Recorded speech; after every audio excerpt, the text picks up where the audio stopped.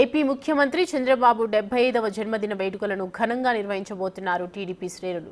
మంగళగిరిలోని ఎన్టీఆర్ భవన్లో వేడుకలు చేయడానికి ఏర్పాట్లు చేస్తున్నారు. ఉదయం 8 గంటలకు పార్టీ నాయకులు కేక్ కట్ చేసి జన్మదిన వేడుకలను ప్రారంభిస్తారు. అనంతరం చంద్రబాబుపై ఇటీవల రూపొందించిన ఓ పాటను విడుదల చేస్తారు. బాబు పుట్టినరోజు సందర్భంగా పలు సేవా కార్యక్రమాలను నిర్వహించనున్నారు కార్యకర్తలు.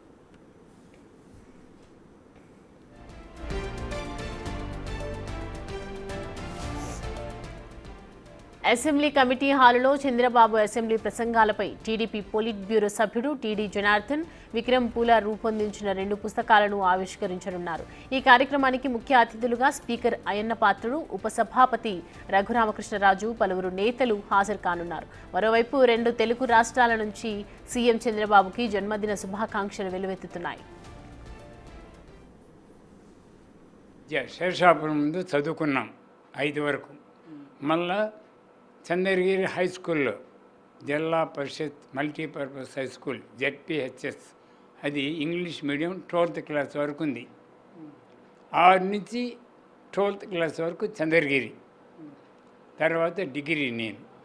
ఆయన 10th నిలిచిపోయి టీపీఎం స్కూల్ తెలుగు మీడియంలో చేరినాడు.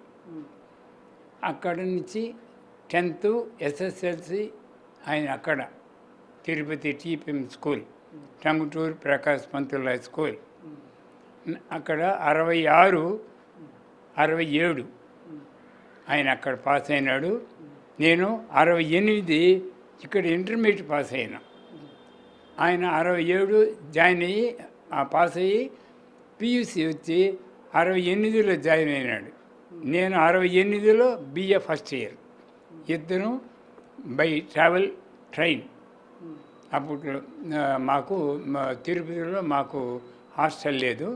మళ్ళీ సెకండ్ ఇయర్లో నేను హాస్టల్, ఆయన హాస్టల్, మా ఫ్రెండు పద్మనాభ నాయుడు, నేను, చంద్రబాబు నాయుడు ముగ్గురు ఒకే రూమ్ హాస్టల్ 102 హాస్టల్లో బాగా చదువుకోవాలని చేరినాం.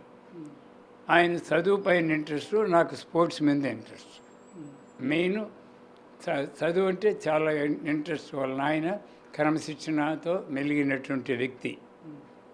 గురువులు స్టూడెంట్స్కి ఎలా చెప్తారో ఆ విధంగా వాళ్ళ అమ్మ నాయన చెప్పిన మాట తప్పకుండా బాగా చదవాలని ఒక మైండ్లో కుదిరిపోయి బాగా చదువుకున్నాడు. డిగ్రీ పాస్ అయ్యాడు. చంద్రబాబు మీ ఇద్దరం కలిసి ఇక్కడ శేషాపురం స్కూల్, ఎలిమెంటరీ స్కూల్లో చదివినాము. తర్వాత చంద్రగిరి హై స్కూల్లో చదివినాము. తర్వాత డిగ్రీ వచ్చి ఎస్వి ఆర్ట్స్ కాలేజీ, తర్వాత MA ఎకనామిక్స్ ఎస్వి యూనివర్సిటీలో చదువుకున్నాము. చిన్నప్పటి నుంచి బాగా అందరితో బాగా ఉండేవాడు, బాగా కలిసిమెలిసి పోయేవాడు.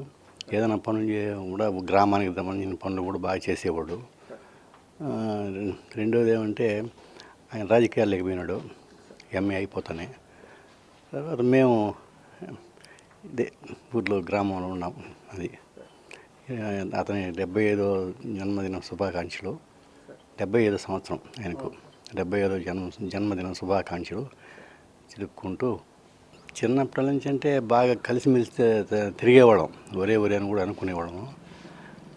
కానీ అతను కూడా బాగా డెవలప్మెంట్ వర్క్లు కానీ, ఊర్లో బయట వర్క్లు కానీ, చదువుకునేటప్పుడే వినాయక సంఘం అని ఒకటి ఏర్పాటు చేసి, అప్పుడు మాకు తారు రోడ్డు కూడా లేదు.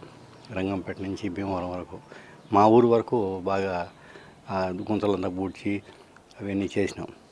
రోడ్డు బాగుండాలనేసి ఆయనకు ఇప్పటికి కూడా సంకల్పం.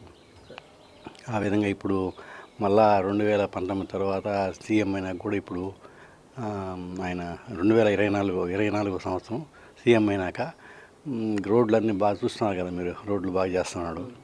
రోడ్లే మేలు.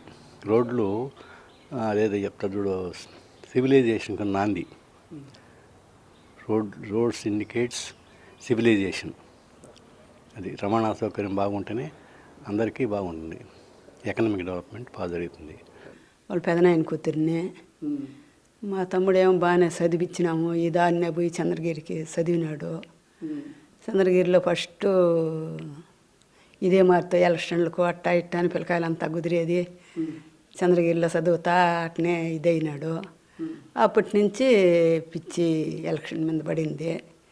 అదే మాదిరితోనే వచ్చినాడు. చిన్న బిడ్డలప్పుడు అంతా ఆడుకుంటా గొడవలు తొలపేది, జలంగోళ్ళు ఆడుకునేది, ఇటువంటివన్నీ ఆడుకుంటా ఉన్నాము.